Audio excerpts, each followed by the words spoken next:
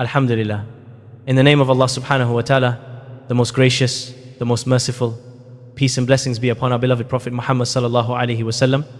My beloved brothers and sisters, I want to ask you a question that we all face at some point in our lives. Have you ever felt paralyzed by worry? Have you ever had a problem so heavy that it kept you awake at night, tossing and turning, wondering how you will ever get out of this? We all have projects that stall. We all have relationships that break. We all have financial fears that squeeze our chests. You look at the ceiling in the dark and you play the game of what if.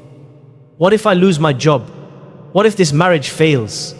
What if the sickness gets worse? You wish there was a magic pill to take all that stress away.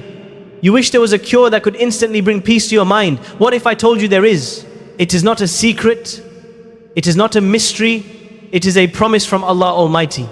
Tonight I want to share with you 3 simple steps. Just 3. If you follow them properly, and I mean truly properly, with your heart, your worries will vanish. Guaranteed, 100%. Why am I so sure? Because these steps connect you directly to the source of all solutions. When you have Allah with you, the size of your problem becomes irrelevant. But often we are like a person standing in the rain with an umbrella in their hand, complaining about getting wet because they refuse to open it. The solution is right there, but we are not using it. We look for peace in the creation when peace is owned by the Creator. We run to people who are just as helpless as we are. We forget that the one who placed us in the situation is the only one who can take us out of it. We must start by understanding the most important vessel you possess. That vessel is your heart. The actions of the heart are far more powerful than the actions of the limbs. We often focus on the outside. We focus on the beard or the hijab or the way we move in prayer. These are important. But the engine of your life is your heart. You can pray 1,000 rak'ahs, but if your heart is empty, it means nothing. You can give billions in charity, but if your intention is to show off, it is multiplied by 0. But a single dollar given with a sincere heart can outweigh mountains of gold. So tonight, we are going to fix the heart. We are going to learn about a powerful medicine called tawakkul. This is the pill you have been looking for. This is the cure for the what-ifs that haunt you. What is tawakkul? It is not just a word you say. It is a state of being. It is the true reliance on Allah, knowing that He is the only one that can bring benefit or stop harm while taking the means. It is a deep internal conviction. It is knowing that even if the whole world plots against you, they cannot harm you unless Allah wills. And if the whole world tries to help you, they cannot help you unless Allah wills. Are you ready to leave your worries behind? Are you ready to entrust your affairs to the living, the eternal? Let us begin this journey of healing together. My beloved brothers and sisters, let me give you some examples to bring this concept closer to your heart. We often claim we trust Allah, but our actions show something very different.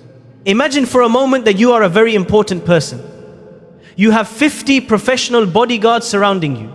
They are holding machine guns. They are trained to protect you with their lives. They are watching every corner. Now imagine one weak man from the crowd stands up with a small knife. He looks at you and threatens you. If you start shaking with fear, if you start panicking, what does that say about your relationship with those 50 bodyguards? It says you do not trust them. It says you think that one man with a knife is stronger than 50 trained guards. This is exactly what happens when Allah is with you and you are still worried about the people. You are worried about your boss. You are worried about a competitor. You are worried about a virus. But Allah is the King of Kings. When you panic, you are forgetting who is standing by your side. Let us look at another example that we all experience. We all travel, right?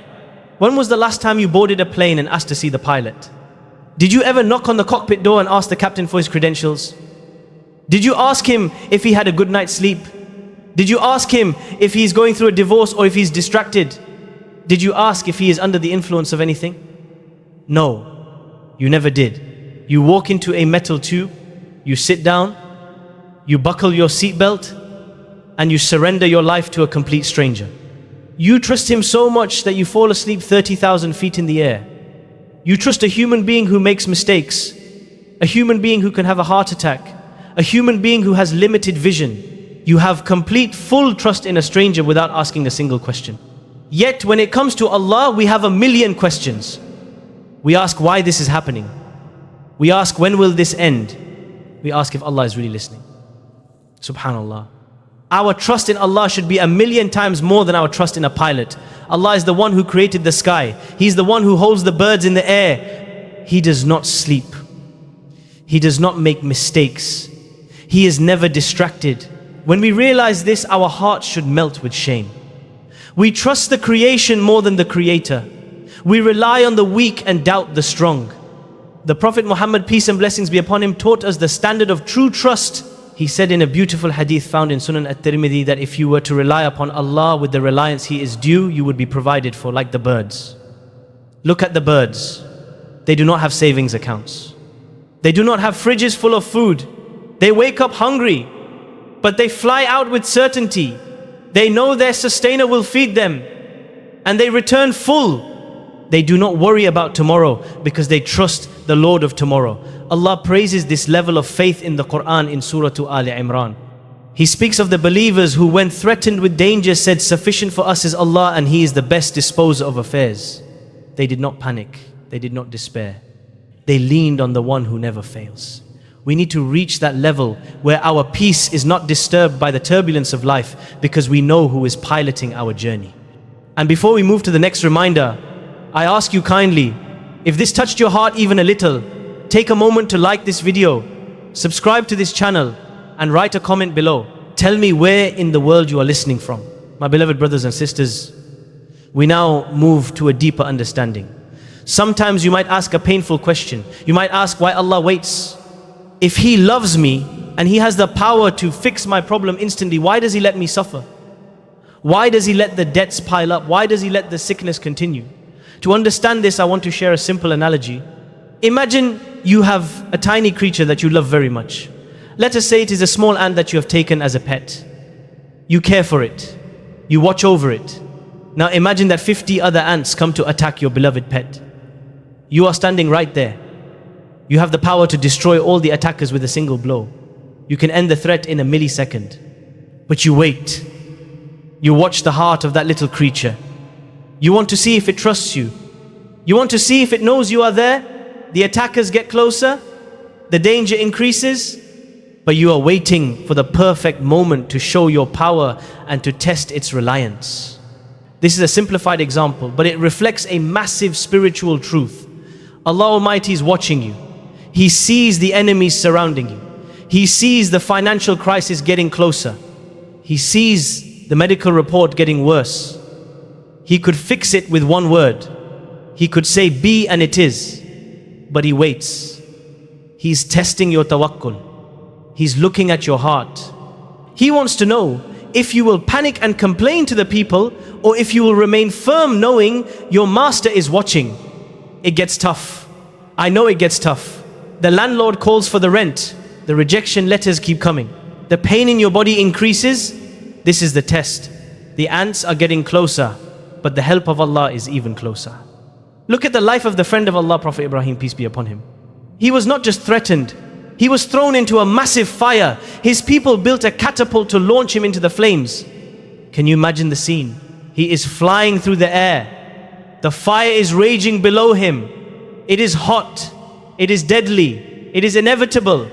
In that terrifying moment, he did not scream for his father. He did not scream for the angels.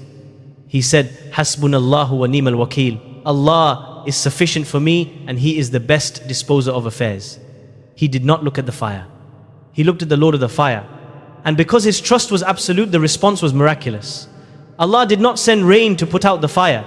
He changed the very nature of the fire. He commanded it to be cool and safe. This is what happens when you truly rely on Allah. The fire of your problems might not disappear immediately, but Allah will change its nature. He will make the calamity cool upon your heart. He will give you peace in the middle of the war. He will give you contentment in the middle of poverty. This is the secret. Allah is testing how much do I really believe He can solve it. When you pass that test, the miracle arrives. The Prophet Muhammad, peace and blessings be upon him, reminded us of this rule in a hadith found in Sunan at-Tirmidhi. He said that the greatest reward comes with the greatest trial. When Allah loves a people, He tests them. So do not see your struggle as a punishment. See it as an opportunity to prove your trust. Stand firm. Your Lord is watching, and His help is always on time. My beloved brothers and sisters, I promised you a solution. I promised you a cure that works 100% of the time. Now I am going to give it to you. It consists of 3 simple steps. If you follow them with sincerity, your heart will find the rest it has been craving. Lend me your ears and open your hearts. The first step is the easiest. You must identify the problem. Be specific with your Lord. What is the hardship you are going through? What is the wish you desperately want to achieve? Do not just say, I am worried. Say, oh Allah, I want to graduate with distinction. Say, oh Allah, I want to get married and find a righteous home. Say, oh Allah, this financial debt is crushing me. Say, oh Allah, this chronic sickness is draining my energy. Whatever it is, identify it. Name it. Put it on the table before your Lord. This leads us to the second step. And listen to me carefully, because this is the most important step of them all. This is the step that changes everything. You must trust Allah to solve this problem. You must make a conscious decision to say, oh Allah, I am entrusting you to take care of this worry. I am handing this file over to you. I have complete trust that you are going to handle it in the best way possible. Let me tell you something amazing. If you do this second step properly, you will start feeling good immediately. You will feel a weight lift off your chest before the problem is even solved physically. Let me give you an example to explain this feeling. If you came to me and said, Sheikh, I am very sick with a difficult disease, and I told you not to worry, go to Dr. Ahmed. This doctor is a miracle worker. No one went to him except they were cured by the will of Allah. He is kind. He gives you personal attention. He has done this surgery 700 times and never failed. How would you feel at that moment? You would feel relief. You would feel hope. You have not even met the doctor yet. You have not had the surgery yet. But just knowing that you are in safe hands brings you peace. Now multiply that feeling by 1,000,000 times. When you put your trust in Allah, you are putting your life in the hands of the one who created the doctors. You are entrusting your affairs to the one who owns the treasuries of the heavens and the earth. You want money? He is the source. You want a cure? He is the source.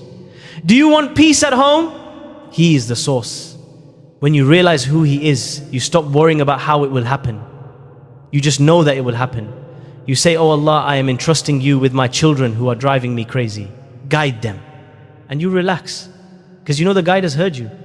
Allah Almighty captures this sentiment in the Quran in Surah Ghafir through the words of the believer who said, and I entrust my affair to Allah. Indeed, Allah is seeing of His servants. This is your new motto. Entrust it and watch how He takes care of it. My beloved brothers and sisters, we arrive at the final piece of the puzzle. Many people do the second step. They say they trust Allah and then they go to sleep expecting gold to rain from the sky. No, my dear friend, no. The third step is extremely important. You must take every means possible. This is the law of this world. You must remember the famous incident when a man came to the Prophet Muhammad, peace be upon him, and left his camel without tying it, saying, I place my trust in Allah. The Prophet, peace be upon him, corrected him immediately and said, tie your camel and place your trust in Allah. This is the balance we are missing. If you are sick, do not just pray. Go to the best doctor. Ask for opinions. Do not leave a single stone unturned. If you are starting a business, do your homework. Check the location. Study the market. Take extra courses to improve your skills. I identified the problem. I entrusted Allah with the outcome. And now I am working as if everything depends on me, while knowing deep in my heart that everything depends on Him. But here is the trap. Most of us fall into the trap of getting attached to the means. We go to the doctor and we say, Doctor, you are my only hope. No, the doctor is a tool. Medicine is a tool. If you get attached to the tool and the tool fails, your heart breaks. You ask, why does Allah hate me? No, Allah does not hate you. But you put your faith in the creation instead of the Creator. You forgot the beautiful mindset of Prophet Ibrahim alayhi salatu wasalam, who said, and when I am ill, it is He who cures me. Take the medicine, but know that the cure comes from above. How many times do we see two people with the same disease, same age, same surgery? One survives and one dies. Why? Because the decree of Allah overrides the means. So use the means, but do not worship them. Now, somebody might come to me and say, Sheikh, I did all three steps. I identified the problem. I trusted Allah. I took the means, but it did not work. I did not get the job. I did not get the cure. My answer to you is one of two things. First, maybe your certainty was weak. You were testing Allah.